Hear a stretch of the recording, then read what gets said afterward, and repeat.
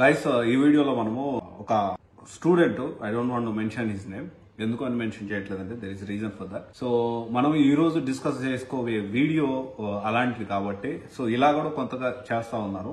Top company పేరు చెప్పి HRs calls చేస్తా ఉన్నారు.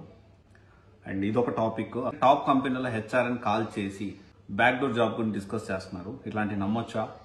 And at the same time ఇంకోటి కూడా మనం డిస్కస్ చేసుకోవాలి, అసలు బేసిక్ గా హెచ్ఆర్ నమ్మొచ్చా? జనరల్ అంటే ఈ ఎక్స్పీరియన్స్ బ్యాక్ డోర్ వీళ్ళ కాకుండా జనరల్ హెచ్ఆర్ నమ్మొచ్చా? సో ఇక్కడ ఈ రెండు టాపిక్స్ చాలా ఇంపార్టెంట్. హెచ్ఆర్స్ గురించి మనం తెలుసుకోవాలి. ఫస్ట్ ఆఫ్ ఆల్ హెచ్ఆర్ ఎలా ఉంటారంటే వాళ్ళకి కొన్ని టార్గెట్స్ ఉంటాయి. వాళ్ళకి ఇచ్చే టార్గెట్స్ ఎలా ఉంటాయంటే ఒక పర్సన్ని హైర్ చేయాలి. ఎవ్రీ మంత్ ఎన్ని ప్రొఫైల్స్ సక్సెస్ఫుల్గా ఆఫర్ లెటర్ రిలీజ్ చేసి క్లోజ్ చేశారు. సో దాని టార్గెట్ బేసిస్లో వాళ్ళకి కొంచెం అప్రిషియేషన్ కానివ్వండి, హైక్ కానివ్వండి, వాళ్ళు కొన్ని టార్గెట్స్ కానివ్వండి, ఇవన్నీ చాలా కామన్గా ఉంటాయి. And definitely it is part of their job.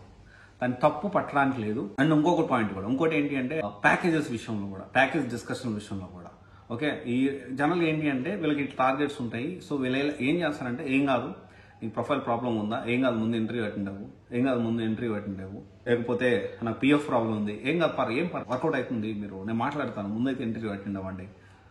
లేకపోతే ఇంకొక ప్రాబ్లం ఉంది, నాకు ఇక ఇంకొక దగ్గర అంటే రిలీవింగ్ లెటర్ లేదు, ఏం పర్లేదు ముందు ఇంటర్వ్యూకి అటెండ్ అయిపోండి అని చెప్పి చాలా మంది హెచ్ఆర్స్ ఏంటి అంటే రియాలిటీ చెప్పకుండా ఇలా కొంచెం మ్యానిపులేషన్ అనేది చేస్తూ ఉంటారు.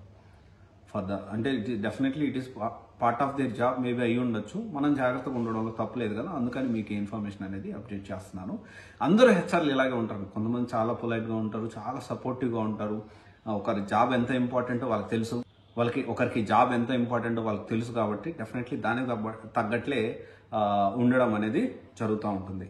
అయితే ఇక్కడ కొంతమంది ఇదేంటి అంటే ఇదే పార్ట్ ఆఫ్ జాబ్. ఓకే, ఇంకా ప్యాకేజ్ విషయంలో ఏం చేస్తారంటే తక్కువ ప్యాకేజ్ ఒప్పించడం.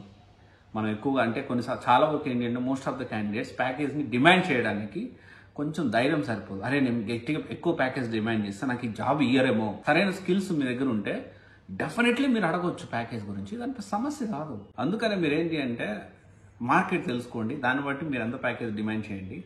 అండ్ క్రిస్టల్ క్లియర్గా నేను ఇంటర్వ్యూకి అటెండ్ అయ్యేటప్పుడు నాకు క్రిస్టల్ క్లియర్గా నాకు ఈ విషయం అనేది ప్లాన్ చేయండి, నాకు కుదిరితే మెయిల్ కన్ఫర్మేషన్ ఇవ్వండి, పక్కాగా నాకు ఈ ప్రాబ్లం ఉంది మీరు యాక్సెప్ట్ చేస్తానంటేనే నేను కంపెనీలో ఇంటర్వ్యూకి అటెండ్ అవుతాను. అరెల్స్ అసలు ఇది నాకు టైం వేస్ట్ అన్నట్లు మీరు కొంచెం గట్టిగా మాట్లాడడం తప్పేం లేదు.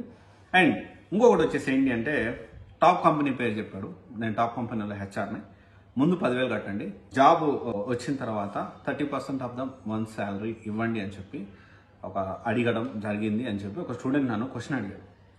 సో నేనేం చెప్తున్నానంటే ఆ పర్సన్ నీకు తెలియదు, తెలిసిన పర్సన్ త్రూ వెళ్తేనే చాలా మోసాలు జరుగుతూ ఉంటాయి.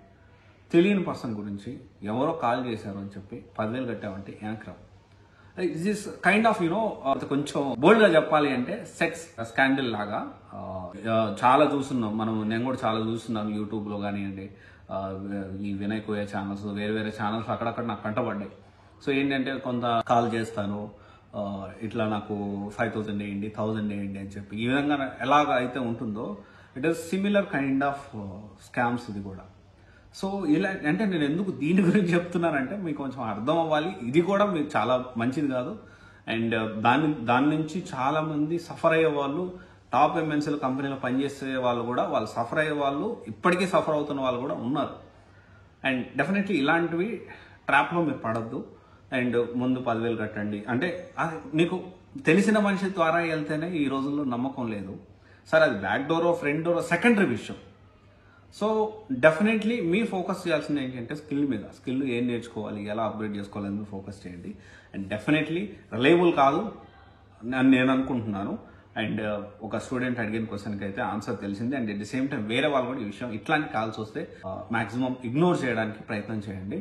అనవసరంగా వాళ్ళు స్వీట్ వర్డ్స్ మనం అనవసరంగా మనం 10,000 అని పోగొట్టుకోవడం కూడా కరెక్ట్ అవసరం లేదు కదా, వేస్ట్ అనేది నేను నా ఒపీనియన్ ఇది. సో డెఫినెట్లీ మీ డబ్బులు మీ ఇష్టం, మీ కెరియర్ మీరు ఎలా ప్లాన్ చేసుకుంటారో up to you. But right decision తీసుకోండి. ఒక డెసిషన్ తీసుకునే ముందు డెఫినెట్లీ మీ కష్టార్జితం అయి ఉండొచ్చు, లేకపోతే మీ పేరెంట్స్ హార్డ్ అండ్ మనీ అయి ఉండొచ్చు. Okay, plan accordingly. All the best. Thank you.